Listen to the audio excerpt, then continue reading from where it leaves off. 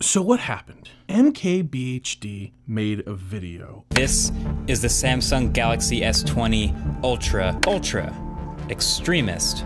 Yeah, I think that's actually pretty accurate. When this video came out, I went out of my way to not watch it. And the reason I didn't want to watch this is because MKBHD is a very powerful influencer. Now, me knowing who I am and me knowing my audience, I don't want to be influenced by such a powerful influencer, so I decided to forego watching the video until now, until I had a chance to actually use the device, till I could personally discover the flaws and the amazingness of this device firsthand. I didn't want to find out because some other YouTuber, content creator, some powerful influencer was going to tell me how to think and feel about something. So I waited, and boy, has it been an experience. Don't go anywhere because I'm about to dig a little bit deeper into my day-to-day experience using this device.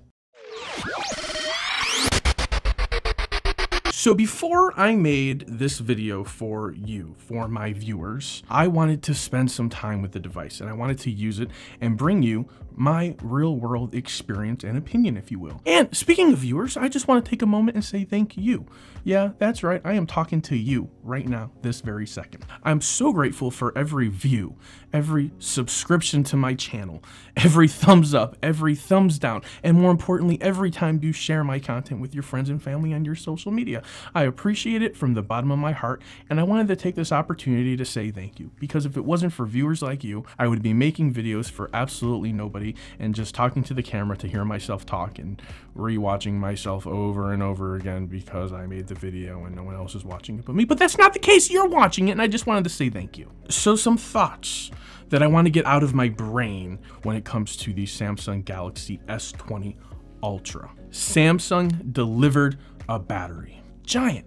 They delivered 120 hertz refresh rate on this beautiful, massive screen. It's only 1080p, but heck, you're not even going to tell the difference because the screen is so phenomenal. Unless you're watching very specific content, you can't even tell, and it doesn't even matter. They delivered amazing piece of hardware. They delivered amazing software. They delivered an amazing experience. But did they deliver an amazing camera? Is the camera alone powerful enough to make this a phenomenal device flop? Or is the camera just kind of somewhat important? Based on how Samsung is pushing the specs of this camera, pushing the limits, pushing the creation, the possibilities with this device, it should matter.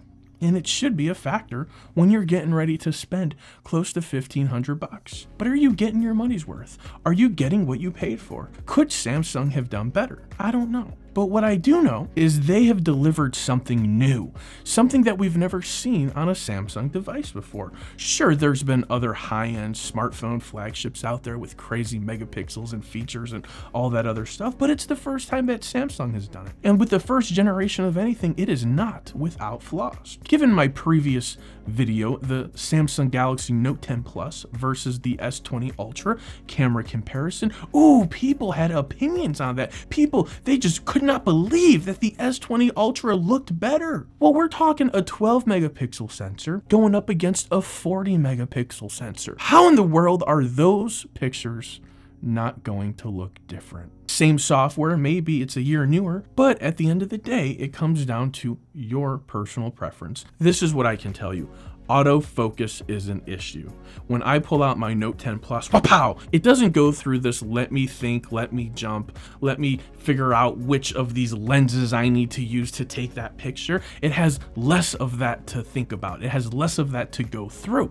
It just, boom, it's ready to go. And it's even better in my Pixel 4 XL, which that relies heavily on AI, Google, the massive brain, the cloud in the sky, Skynet, if you will. But this device, there's clearly something different. And I'm going to avoid the previous statement where I said there's clearly an issue. Instead of calling it an issue, think of it like this.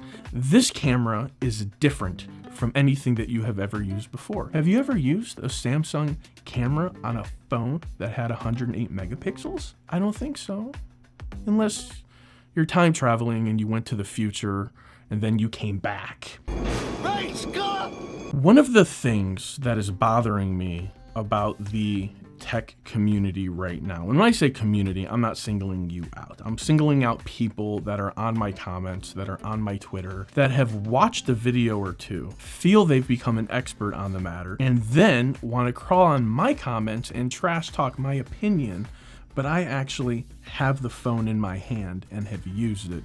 Whereas you've just watched a YouTube video and have been influenced to adopt someone else's opinion because you trust them, because you didn't take the time to make the purchase, experience the device, and use it for yourself. But the other people that have had an experience with the device that are sharing that experience with me, totally cool. I love your opinion. I love your experience.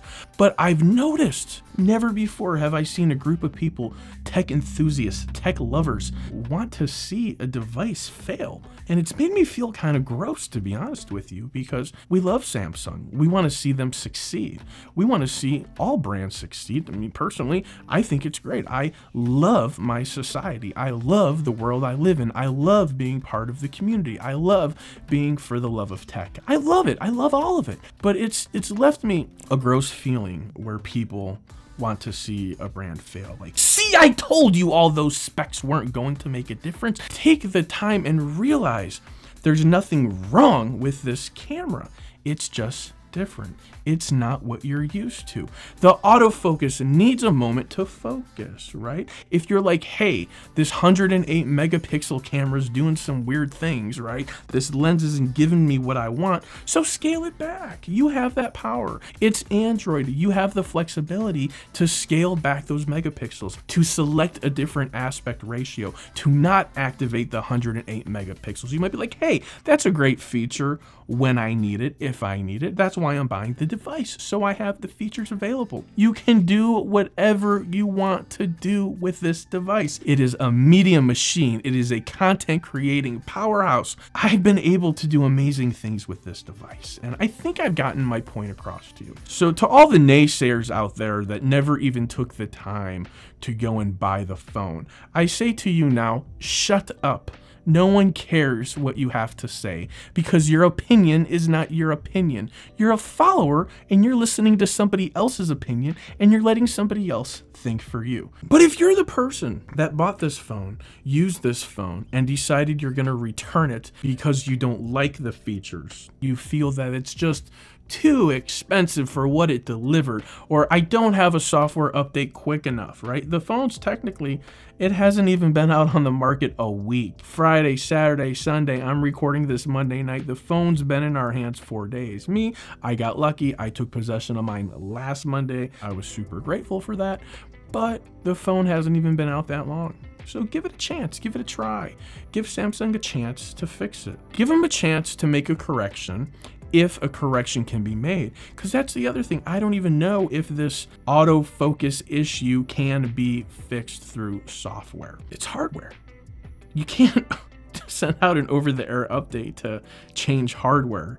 It is what it is. But here's the thing. Most people like me and like you, we only get 2 weeks or maybe 10 days, I'm not sure the official return policy, to use this device before we have to return it for a full refund. So if you're going to give Samsung a shot, make sure you keep your eye on that return date so that way you don't miss out on returning your phone if that's what you want to do. So if you bought the phone, I encourage you to use it. I encourage you to hang on to it. I encourage you to enjoy it. If you haven't bought the phone and you think you want to make up your own mind and share your own real world, real hands-on experience with the device, then you go and you buy the phone. If you're on the fence and you're like, it's kind of expensive, I don't know if I want it, you know, I've heard this, I've heard that, well, don't take the risk. There will be other phones. But just know this, you might regret it. Life is all about taking risks and rewards. What is it that you want out of life? That's what you got to ask yourself. And at the end of the day, it's just a smartphone. We don't need to get all bent up out of shape about it. We have it, and it is meant to enhance and help us enjoy our lives better. And the camera exists to help us capture our moments better. All right, guys, thanks for watching today. If you liked the video and you want to go ahead and see more of this content or content like this, I make videos every single week, sometimes multiple times a week. So if you don't want to miss anything, go ahead and subscribe to the channel and don't forget to hit that notification bell. If you like my content, give me a thumbs up. If you didn't like the content, that's okay. There's a button for you too. Until next time, friends, for the love of tech, namaste.